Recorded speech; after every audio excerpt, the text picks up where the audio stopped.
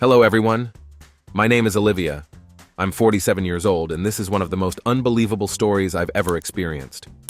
Even now, I'm not entirely sure how I feel about it, but I can't stop replaying the events in my mind. We once showed up at the airport a full day after our scheduled flight. The worst part? My dad was there to drop us off, completely unaware. Luckily, the agent had mercy on us, and there were open seats on that evening's flight. She booked us in without charging any fees, turning the most embarrassing moment into a surprisingly good outcome. Back in the mid-90s, I was on a youth exchange program between Uruguay and Canada. We were a group working in rural areas and staying with local families. One of my Toronto friends assigned to a school got lost on his first day and arrived late. Panicking, he tried to explain and told his boss he was muy embarazado for being late, later realizing he had just said he was pregnant. While refueling a rental car at a gas station in Australia, I encountered how friendly Australians are. When the cashier asked, "Where are you from?" I assumed she wanted a conversation and began talking about myself. She laughed and said, "No, haha. I mean, which gas pump?" In Spanish, the word constipado means having a cold. For decades, Spaniards visiting English and French-speaking countries have hilariously been claiming they have both colds and severe diarrhea, like my mom in Geneva during the 70s. While studying abroad in Italy, I shared an apartment with 3 other guys. We had maids who cleaned daily and replaced towels weekly. After hosting a dinner party for friends, one of my roommates was drying dishes when the maid burst out laughing. Turns out he was using the bidet towels we were given every week.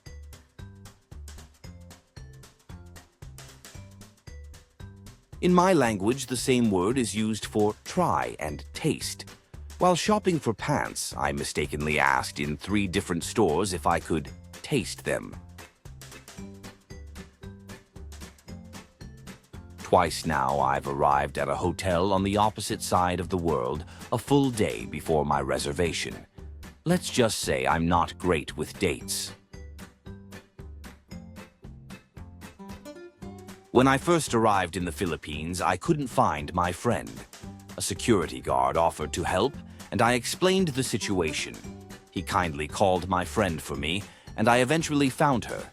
When he extended his hand, I assumed he wanted a high five, so I slapped his hand and ran off. Only later did I realize he had been expecting a tip. As an exchange student in Paris, my French improved quickly. One of the daughters in my host family hung out with some rough friends, and though I tried to keep my distance, she seemed to influence me.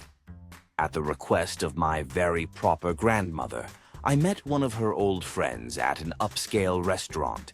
Things were going well until dessert. When asked if I preferred cream or sugar with my strawberries, I confidently replied, "Je m'en fous," not knowing it meant, "I don't give a fuck."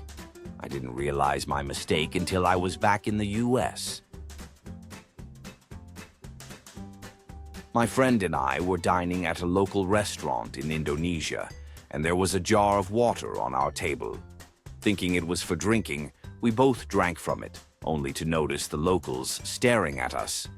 We soon realized that the water was meant for washing hands, not for drinking. While vacationing in Cannes, France, with my girlfriend on July 14th, the French national holiday, there were fireworks and a bustling crowd. I stopped at a food truck to order something to eat. My French is okay, but not perfect, and with the loud noise, I couldn't hear the cashier clearly. She apparently asked for my name, but instead of answering, I kept repeating, "salmon," thinking she couldn't hear my order. She asked again, clarifying if my name was truly Monsieur Salmon. My girlfriend and the cashier burst out laughing. From that day on, I've jokingly gone by Monsieur Salmon. As a teenager visiting a host family in St. Petersburg, Russia, I desperately needed the bathroom after eagerly trying all the unfamiliar food. With my limited Russian, I asked for a rest room. Smiling, they kindly showed me to my bedroom instead. The confusion on my face must have made my actual need clear, and thankfully the situation resolved itself. But it was incredibly embarrassing.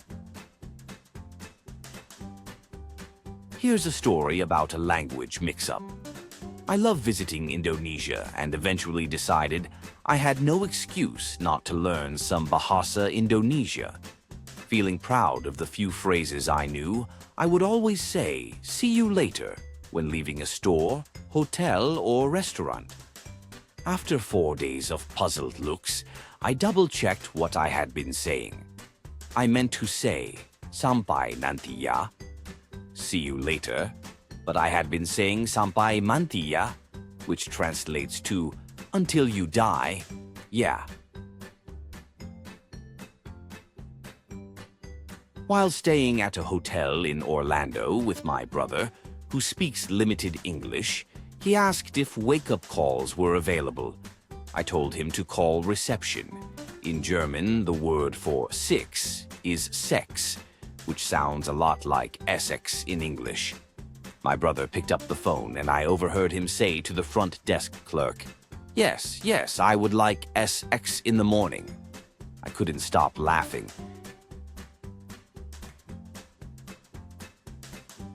After a long day of connecting flights, I arrived in Jordan and went through passport control. Frazzled and tired, this is how the conversation sounded to me. "Officer, first time Air Jordans?" Me, no, I just have Nikes on." Officer, "Ma'am, first time Air Jordans?" Me, now looking down at my shoes in confusion. No, I don't have Air Jordans, but I might have owned some before." Officer, both annoyed and amused. "Ma'am, is this your first time here in Jordan?" I was mortified but relieved he let me through. It's a memory my brain refuses to forget. Earlier this year, I was in Lima, Peru, with very limited Spanish. After a few days of immersion, I overestimated my language skills and decided to order coffee entirely in Spanish. When the server approached, I panicked and, instead of saying caliente, hot, I blurted out, "Calate, shut up." His eyes widened, but he clarified, "No frio, not cold." I quickly nodded yes, and thankfully he understood what I meant. It wasn't until hours later that I realized my mistake. This isn't terribly embarrassing, but it still makes me laugh. At a fancy restaurant in Kyoto, the hostess placed a small bowl on the table, which I assumed was soup or broth, so I drank it. A minute later, she returned with tempura and looked surprised, asking, "Oh, did you like it?" That's when I realized I had just downed the dipping sauce meant for the tempura. I don't remember exactly how much money I withdrew from the ATM, but I completely miscalculated the krona to USD conversion, and the way the commas were used totally threw me off. I ended up looking like Scrooge McDuck, surrounded by piles of cash. While in Russia, I tried to buy some meat from the deli counter. I didn't want to struggle with explaining the weight I needed, so I pointed to the pre-packaged meat trays behind what I thought was a glass counter. The lady told me in Russian to take it myself, and I kept insisting, "I can't. It's behind glass." This back and forth continued until I finally reached out to demonstrate and realized there was no glass. Just open air. The glass counter didn't extend to the pre-packaged items. A few years ago, we boarded a train in Bologna, and I found someone sitting in my seat. He argued it was his, and when the conductor arrived, He pointed out that my ticket was for the next day. To make things worse, it was an express train, so we had to disembark at the next station, buy tickets back to Bologna, and retrieve the key to our place, which we'd already dropped off at the office. It was a 3-week trip, and I'd completely lost track of the days. When I was 16, my family went on a trip to Europe. We usually dined at restaurants with menus and would figure out what to order together. One day, we visited a cafeteria-style restaurant where you grab a tray and pick your food. When I got to the drinks section, I saw tall glasses of cold milk. I was excited since I hadn't had milk during the entire trip, so I grabbed one. Sitting down, I took a big gulp and almost spat it out, thinking it had gone bad. Turns out it was buttermilk, which was clearly labeled in German. This actually happened to my husband during a summer he spent in Europe during college. He was in a French bakery and wanted to compliment the baker on the bread, talking about how fresh and preservative-free it was. Trying to make the English word preservative sound French, he said preservatif, which actually means condom in French. The baker gave him the strangest look, but it's a funny story in hindsight. While driving in a different state in Australia, I got pulled over for a breath test. I was used to the kind of device where you blow through a straw. But here, the officer held up a device near me and asked me to count to 10. Confused, I asked, "Where do I blow?" He repeated the instruction, just asking me to count. Still baffled, I leaned in to blow into nothing until my passenger laughed and explained it to me. I was completely sober but felt like disappearing into my seat from embarrassment. Many years ago, while staying with a host family in Sweden, I accidentally brushed my teeth with hemorrhoid cream, mistaking it for toothpaste. That same trip, I also made a sandwich with caviar paste from a tube, thinking it was peanut butter, and combined it with jelly. This was long before smartphones with unlimited international data existed.